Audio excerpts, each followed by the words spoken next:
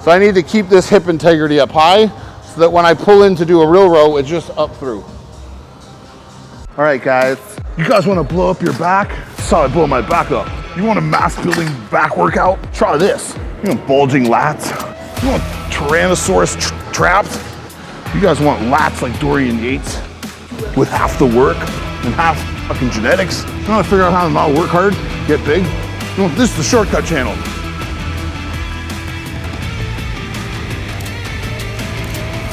We're gonna cover body part we don't cover often, back.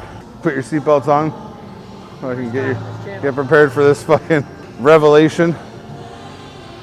It's actually something we haven't done before though, so. But it ties into all the same shit. So, there's a famous trainer who was a great trainer. He passed away, John Meadows. I don't have to fucking tell people who that is. They know who that is. I'm gonna move this bench so you can see better. So, my belief through watching John's work was a lot of the time he was kind of like, thought about things or saw things the way I did. Like, if a guy's moving too quick, slow him down. If he's not moving fast enough, speed him up. It's like a basic, it's like Dumry's version of what's happening, right? And then tweaks, of course, in form and head position, shoulder position, angle of the body. But it's like, just see what the person's doing wrong and see their development and understand that if they do it the other way, the opposite of that, they'll probably elicit more development because they're either getting more range of motion, less range of motion, or more lift or more drag or whatever the fuck it could be. But I see this, he's a very famous, I think he's the one who's most famous for this. I don't know if he's the one who originated it, but that's where I saw it first. And this idea of like dead stop dumbbell rows. So I don't even want to put my fucking shoulder that high. But a lot of these people would start their dumbbell rows, they'd have trouble doing what we do, or doing what I do, so they'd be here and locking down shoulder and being able to drag up into lat. They're not understanding that because everything they're doing is them just getting in this position here and like it's just getting this shoulder to rock back, which is, we want that. There's nothing wrong with it, but to get people out of that sawing motion and get full extension, because the heavier things get, or the more carried away people get with weight, the less they're gonna range. So if it's this is 35 pounds and or say it's 85, 90, and I'm just cranking here. It's like we are never getting this last 8 inches, or even half of it. The last 4 inches drop, right? So what he would do, what I've seen him do with people, other guys do it too. So they'll start on the floor here. So these guys will be on the floor here, guys or girls, and they'll posture up and then they're boom, and they're off the floor, boom. So they're trying to get up tall through things here, tap floor, rock, right?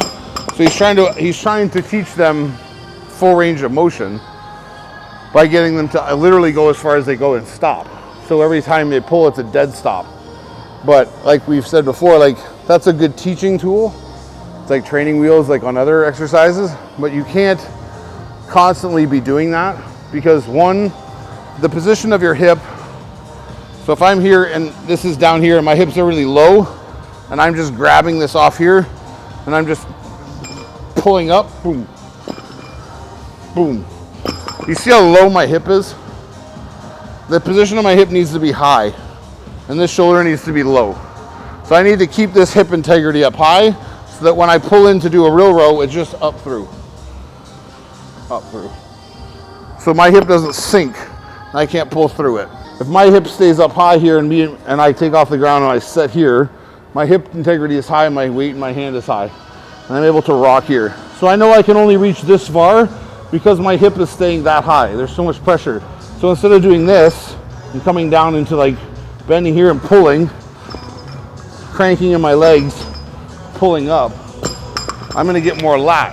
Whereas if the weight gets heavier here, I'm gonna be going off the floor, but I'm still gonna be cranking into upper back and like Terry's and fucking upper lat and rear delt. So I'm just gonna be yanking. Even if I'm getting that full extension when I go down and I'm here and I get this full extension off the ground, you still see that the first pull is that. It's this, not that. So there's no up through. my hip here doesn't stay still. I'm just trying to go here and go boom, boom. I'm almost using the legs as like a spring to drive off. So I see a lot of girls who do it. The girl I saw doing it in the video, she can do it pretty heavy. They get like really wide stances and then they just yank on the fucking dumbbell, and they have like very overdeveloped upper back. So when they hit their front relaxed, it's like the width is crazy. They've developed such upper lat and like attachment in the armpit area that I'm just this like tall structure with these skinny long waist, right? But for bodybuilders, it's like we want to develop that lower lat. So yes, it's something you can do to overload and get a lot of weight. But if we're going to start developing really low lat, we need to get ourselves in better positions, right? That we've talked about before.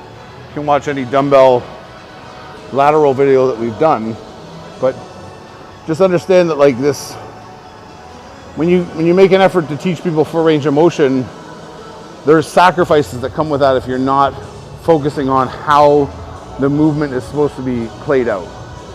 So that's an A to B movement. I don't know John because I was never taught by John, and the information was passed on to me. But everyone I see that emulates the movement isn't really focusing on the contraction or the movement of the body so much as they're just trying to yank that fucking weight up and down, dead stop on the ground, pull, dead stop on the ground, pull. So it's like, yes, like I said, we're getting full extension in our arm because my back is wide open right now, but I'm not getting this arch. So I'm not getting this break where like my shoulder's gonna rock. I'm gonna tuck into elbow and I'm gonna roll up through. So this shoulder stays down, lower than my other shoulder. So I don't wanna be even shouldered here. I'm pulling this thing going, You see how my shoulders are level basically? Or it's a straight plane across. This is a little lower, but I'm just pulling, getting the extension, pulling. Whereas here I wanna get instead of being level across like we say, I want to be tucked in here, almost turned over, and then rock myself into my position. And my hand position is here. So my hand position is there. I'm pulling, drawing this thing back into me by rolling wrist and breaking elbow. Letting lat push, so I push lat out, I pull lat in. I'm not just trying to bang my hand up and down, right? So he's doing it to help people understand the length. But after you understand the length, it's like, okay, well, if I go to the bottom of a hack squat and I know where the bottom stopper is, which I get people to do a lot, so they know their full depth. So they're no longer afraid of it. But now we have to understand, like, we want to get close to that depth now, but without tapping. So I want to get as close as I can to that length, and then I want to move off of it. I don't want to go, and then try and start something again, right? So be really good at starting a lawnmower, like we said. You'd be cranking that fucking cord right off the machine, but it's to see people still doing it nowadays. And I think he did a lot of it with like he would set up like landmine bars and he would pull here and like get guys to clank. And that I think was his way of correcting, because like he understood that if the barbell is facing this way, I have to grab it here and I have to pull out more. So I have to retract shoulder more and pull into lat more. Right? So that was, I think, his correction on that for people. Because if I'm here, imagine this is the barbell now and it's moving straight up and down on that pivoted line down like that. When I pull, I have to pull out here. Boom. Pull. Boom. Pull. So they're getting more lat, right? So it's him and Charles Glass, I would say for sure, is a master of trying to make things simpler for people by putting them at angles that give them advantages, right? So he knows that like to teach the movement without creating an optimal angle is going to be really time consuming. There's very finite time with this individual to train them, or maybe has like a few weeks or whatever he's like, listen, you normally do your pull downs like this, or your dumbbell row like this. Now you're going to do this. Because this is the fastest way to elicit a change, and then hopefully thinking that person will, like I said, take the training wheels off and apply the movement or the motion that he's being taught into like all things they do, which is the same thing I do or any trainer does that is worth a shit. We're trying to teach you movement styles that carry over into all facets of lifting, right? Like I don't do that landmine row because I just don't see a point in it. I don't like it. I don't like feeling like I'm pulling across my body out with a single arm. It feels odd to me. I'd rather just stay in a straight line or stay above or whatever. Just stay on my lat. I don't want my lat to cross my body.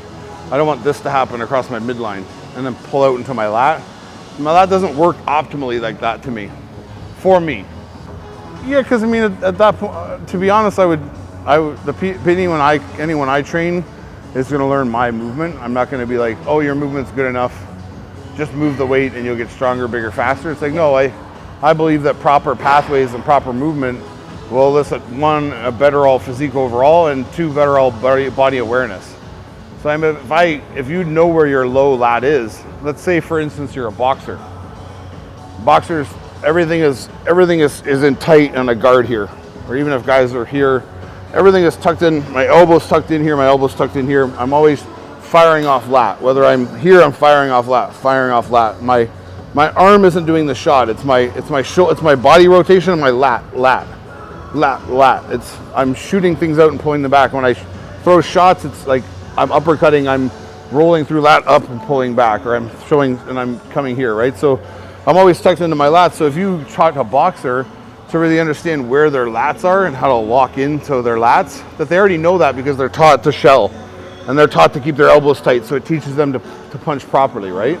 But if you made them hyper aware of where that lat is, they could generate even more power. Because if I'm here and I'm a boxer and I'm here and I throw an uppercut, if I drop into my legs and then I turn, like I'm turning, boom, or I'm like up through here, I know where my lat is, I'm throwing lat.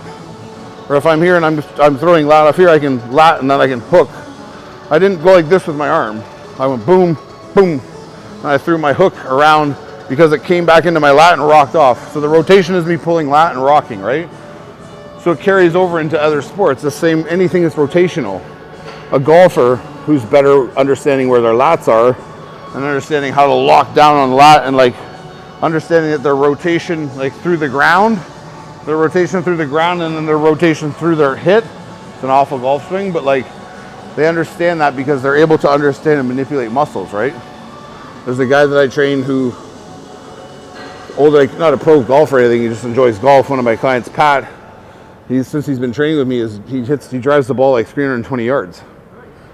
Whereas before he wasn't hitting like that, and he's more powerful now, right? Like you can't help a lot of guys when it comes to that sport on like their short game. There's nothing in the gym that really teaches you how to like have touch for putting, let's just say, but it carries over into all sports. That's why I constantly preach in my videos, like being stiff in movements makes no sense, especially if you are an athlete, because you're doing a dynamic movement once you leave the gym. So you're told to stay rigid, and then you're told to be explosive and like rotational after. So it's like you guys are like doing these cable pull downs and pulling in here, and then when you're expected to pull something, whether it's like pull your arm back to throw a punch or something, it's not like you pull back, you go and you throw this shot, right? Like you don't like wind up. It's just this motion of the movement of the body, right? So I worry that people see these movements that are like, oh, this is a so-and-so style pull or so-and-so style bench. It's like, yeah, but you don't know why that person recommended that for that person.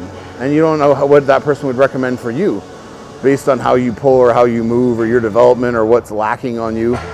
So just be wary. Like you can try them all, but understand that like maybe if you're doing this row off the ground where it's a dead stop, maybe I'm just, instead of dead stopping, getting this like massive base and like rocking up through here, I can still dead stop, but I can be here. So I can still here every time I can tap and I can pull. I can relax, pull. But I'm still allowing hip sway back and forth through the pull. So I'm not just, if I don't move my hips, it's just up. If I drop my hip back and I move, it's sliding through, right? But people don't see that little nuance. So they're like, oh, I just saw them touch the ground with the dumbbell, yank it up and drop it again.